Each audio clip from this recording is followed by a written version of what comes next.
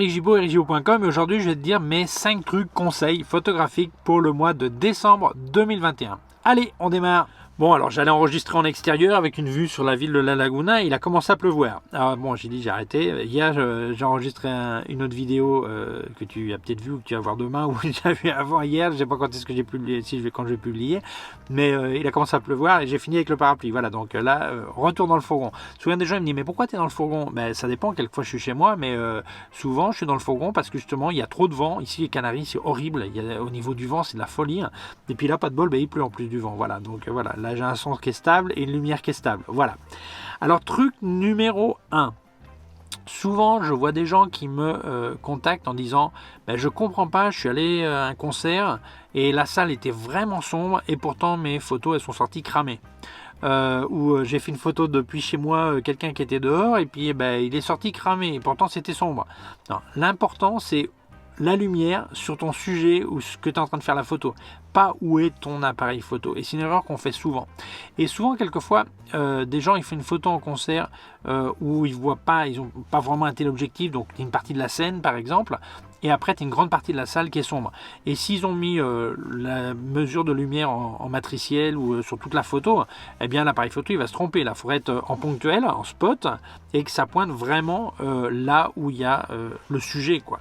Et donc l'important c'est pas ce que tu vois autour de toi, sinon la lumière qui arrive sur ton sujet. Et la mesure, il faut que tu le fasses sur ce sujet, pas sur la salle qui est autour de toi. Voilà. Alors, petite exception, où il faut faire attention quand même, s'il y avait une lumière latérale proche de l'appareil photo, comme tu vois là, l'aspect de la vidéo est un petit peu laiteux, parce que j'ai un soleil, il y a des rayons de soleil qui arrivent à passer entre les nuages, qui est juste à la verticale du iPhone, et donc tu vois, ça fait un petit peu de flair, tu vois. Donc si tu avais ça, ça pourrait faire perdre du contraste, ou directement un flair, donc il faut quand même que tu fasses gaffe, il y a une lumière à côté de toi, d'où l'intérêt d'avoir un pare-soleil, voilà. Donc c'est là, l'iPhone il n'y en a pas, quelquefois je mets un papier au-dessus, voilà. Et donc d'ailleurs tu vois la lumière, là, tu vois la différence de la chute de lumière, regarde mes mains là, regarde là, hop, comment ça crame, tu vois. Je ferai une vidéo là-dessus pour expliquer, voilà, la chute de la lumière. Bon, enfin j'en ai déjà plusieurs, hein. Si ça t'intéresse, j'ai des cours de photographie en vidéo, ericgibaud.com/fr/cours en ligne, et sur Saut de Flash, j'explique la chute de la lumière. Enfin, c'est un autre sujet. Donc, fais attention à ça, fais bien gaffe à prendre la mesure de lumière sur le sujet qui est photographié et non pas où se trouve ton appareil photo. Ça, c'est important. Alors, conseil numéro 2, il faut que tu apprennes à voir comme ton appareil photo. J'avais expliqué plusieurs fois un truc pour voir la lumière comme ton appareil photo, mais là, j'ai expliqué de l'angle.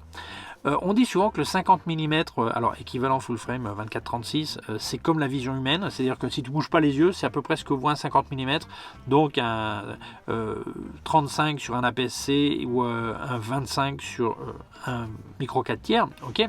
Donc c'est à peu près, tu vois comme ça, si tu ne bouges pas les yeux. Mais il faut que tu apprennes à voir aussi l'équivalent d'un 35 mm, ça serait bien. Donc, parce que souvent en reportage, on prend du 35, reportage rue, ou si tu utilises 28, apprendre à voir comme un 28, c'est-à-dire combien dois-tu tourner les yeux, alors là, tu vas en dire un caméléon, là, pour voir à peu près pareil. Et aussi, si tu utilises un télé, essayer de voir à peu près combien tu recoupes sur ta vision normale, combien tu recoupes pour que ça couvre le télé. Alors ça sert à quoi ça? Eh bien, et là, ça va rejoindre l'explication, j'ai dit souvent pourquoi je préfère des focales fixes ou alors utiliser un zoom comme des focales fixes. Parce que ça va te permettre d'avoir une cohérence dans ton reportage, que ce soit de la photo de rue, que ce soit du social, que ce soit... peu importe. Alors la cohérence, c'est quoi? Faut pas oublier que la perspective, c'est la distance entre le sujet et ton appareil photo qui la fixe. Si tu n'es pas toujours à la même distance, eh bien la perspective est différente. Donc, si tu veux faire par exemple des photos de rue, ou tu es en voyage, l'avantage d'utiliser une focale fixe ou un zoom comme une focale fixe, c'est que tu vas dans la rue, tous tes monuments ou les maisons ou les gens vont avoir un aspect similaire. Tu n'as pas des coups où la maison elle a l'air beaucoup plus large, ou plus élancée, ou plus droite, ou les gens plus déformés ou moins déformés, parce que tu seras en fait toujours à la même distance. parce que la focale fixe t'impose la distance. De la même manière, si tu mets ton zoom, tu le fixes au même endroit, ça t'impose ta distance. Mais évidemment, pour être plus rapidement à la bonne distance, eh bien, il faut que tu apprennes à voir comme ton appareil photo. Ça veut dire que si par exemple je suis au 35 mm en photo de rue, eh bien, je sais qu'à cette distance, les gens ils sortent de cette manière et ils tiennent dans la photo, tu vois, par exemple. Ou en reportage social, pareil. Ça veut dire que directement, comme tu as appris à savoir plus ou moins, alors tu ajustes un petit peu évidemment, il faut être fort pour être pile à chaque fois, quoi, hein. Mais ça va te permettre de te mettre directement à la bonne distance et de ne pas louper autant de photos ou pas couper les choses ou ne pas laisser trop de trucs autour. Donc ça va te permettre d'être consistant.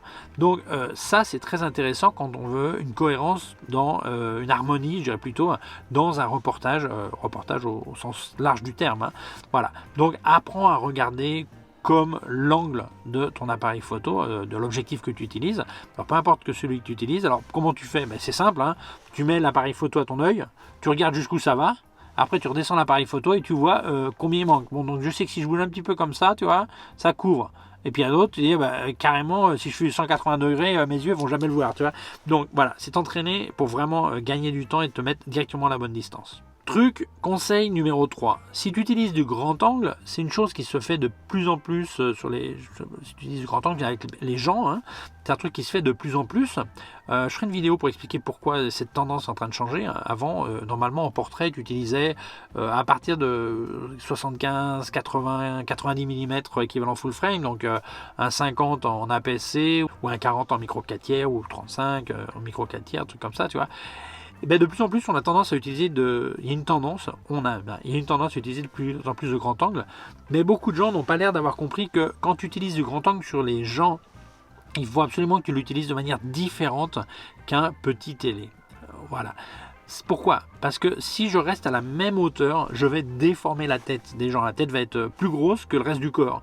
Parce que je vais être plus près du corps. Au grand angle, ça va se voir encore. Je vais m'approcher pour cadrer. Et la tête va être plus proche de l'appareil photo que les pieds. Donc ça va déformer. Donc je te conseille 2 trucs. D'abord, ne pas cadrer trop serré, quoique tu peux faire des photos assez radicales comme ça, hein, mais bon, ça peut être ponctuel, ok, question de goût, mais de toute façon, pour les corps entiers, il faut vraiment que tu descendes ta hauteur. Ne te mets pas à la hauteur de la ceinture, parce que sinon tu vas le transformer en un tonneau, ok. Il faut vraiment que tu descendes plus bas. Là, je te passe une photo qu'on a fait il y a quelques jours avec Claudia Reyes. Ça fait avec le Fujifilm X100V, donc un 23 mm, donc équivalent 35. Et comme tu vois, en descendant vraiment, ça donne un corps beaucoup plus élancé que si tu te mets à hauteur de visage ou à hauteur de poitrine. Voilà. Donc voilà. N'hésite pas, si tu veux utiliser du 35 mm par exemple, ou du 24 ou du 28, équivalent full frame, surtout descends. Sinon, ça donne un look qui n'est pas vraiment sympa, pas flatteur pour la personne. Voilà. Conseil numéro 4. Alors, là, il y a Noël qui arrive, donc il va y avoir des rues avec des lumières un peu de toutes les couleurs, ou chez toi, les couleurs un peu bizarres, mais c'est ce que je raconte, bizarre ou de Noël, voilà. Mais ce que je raconte, c'est aussi bien pour les concerts que les couchers de soleil, que trucs comme ça. Quand tu travailles en RAW, même si tu as fait un équilibre des blancs et tout ça, édite tes photos, développe tes RAW le plus tôt possible, le plus vite possible, pendant que tu te souviens encore de la lumière réelle, des couleurs réelles. Parce que souvent, même si tu as fait un équilibre des blancs, les couleurs vont pas sortir exactement comme c'était. Et après, tu auras beaucoup de mal tu seras pas sûr si ce que tu es en train de voir, c'est vraiment comme c'était ou c'était pas comme c'était, tout ça. Donc, profite que tu as encore en mémoire visuelle les couleurs qu'il y avait à cet endroit pour essayer d'éditer et récupérer ces couleurs. Alors ça, c'est la première étape. La deuxième étape, essaie de faire comme si tu n'avais jamais vu ces photos. Une fois que tu as mis les couleurs que tu penses qui correspondent réellement. Ou demande à quelqu'un qui regarde. Et tu vois la réaction. Est-ce que ces couleurs ont vraiment l'air bizarres, vraiment artificielles? Est-ce qu'elles ont l'air impossibles? Ça se trouve, elles correspondent à la réalité, mais cette personne qui voit la photo n'était pas à cet endroit. Donc, quelquefois, ça va lui sembler tellement irréel qu'il ne va pas aimer la photo, il va penser que tu as fait du n'importe quoi. Et pourtant, ça correspondait à la réalité, non? Donc là, je te conseille, après, de redescendre un petit peu cette ces couleurs qui sont trop criardes, par exemple, pour que ça devienne plus harmonieux pour la personne qui va les voir. Alors, des fois, tu vas décider de pas redescendre et dire, bah non, mais c'était comme ça, quoi. Hein. Mais faut que tu fasses tout ça pendant que tu te souviens encore de la situation. Voilà. Conseil numéro 5. Alors, beaucoup de gens m'expliquent, surtout en photographie en extérieur, que quand ils travaillent au flash, c'est le bazar parce qu'à chaque fois, il faut tout réinventer. Et en fait, ils ne se rendent pas compte que quand tu travailles au flash, tu transportes un micro-monde avec toi, un ensemble. D'ailleurs, j'ai une vidéo sur la photographie avec flash déporté. C'est sur ericgibaud.com/fr/cours en ligne, au cas où ça t'intéresserait. Donc, en fait, quand tu travailles au flash, tu crées un micro-monde que tu peux transporter. Et évidemment, la lumière ambiante change, le décor change, mais ton schéma de lumière peut être exactement le même si tu veux.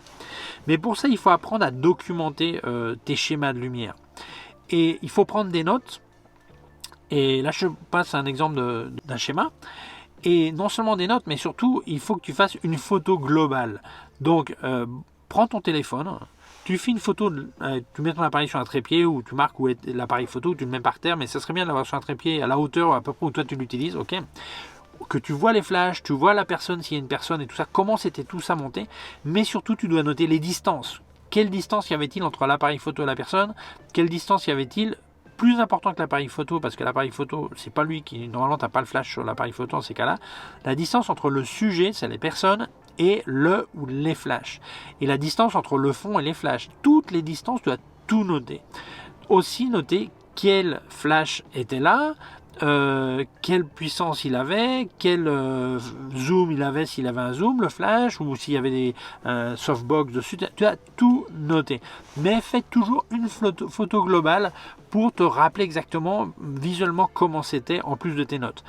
Et surtout, ça veut dire que si tu es content d'un aspect d'une lumière, tu peux parfaitement remonter exactement la même chose à un autre endroit et la personne sera éclairée de la même manière. Alors la différence, ça sera la lumière ambiante s'il y a lieu d'avoir lumière ambiante, mais tout ce qui correspond à ton setup de flash, ça va être le même. Moi, ça me permet par exemple de travailler très très vite si je vais chez un client. J'arrive, je sais que le flash à cette distance, cette hauteur, ceci, cela, tata. La lumière elle est bonne, tu vois, donc après je peux ajuster ou avoir un autre schéma que je sais qui fonctionne aussi, tu vois, mais ça te permet de gagner énormément de temps et ne pas être en train de patiner 3 heures, être en train de tout recalculer à chaque fois. Voilà, donc voilà, c'est un conseil tout bête, mais je pense que c'est vraiment vraiment utile. Et bien voilà, c'était mes 5 trucs conseils pour le mois de décembre 2021, les derniers de l'année, il y en aura d'autres en 2022 bien sûr. Merci beaucoup à toi de les avoir écoutés. Si tu penses que ça peut intéresser d'autres personnes, je t'invite à les partager sur les réseaux sociaux. Si tu ne l'as pas encore fait, je t'invite à t'abonner à ma chaîne YouTube. Il y a un petit bouton dessous, la vidéo et aussi une clochette. Si tu appuies sur la clochette, tu recevras un avis quand je monte une nouvelle vidéo. Mon site web, ericgibaud.com/fr pour la version en français. Mes cours de photographie en vidéo, ericgibaud.com/fr/cours en ligne. Si tu as une quelconque question, tu peux laisser un commentaire dessous. Je laisse aussi des liens de mon matos sur Amazon et sur Digiphoto France. Je te laisse aussi des liens de tout ce que j'ai essayé de Sainte-Marc et de KF Concept et aussi un lien de mon compte PayPal au cas où tu voudrais faire un petit Noël et je te remercie avec un don. Allez, merci beaucoup, prends soin de toi et à très bientôt. Ciao.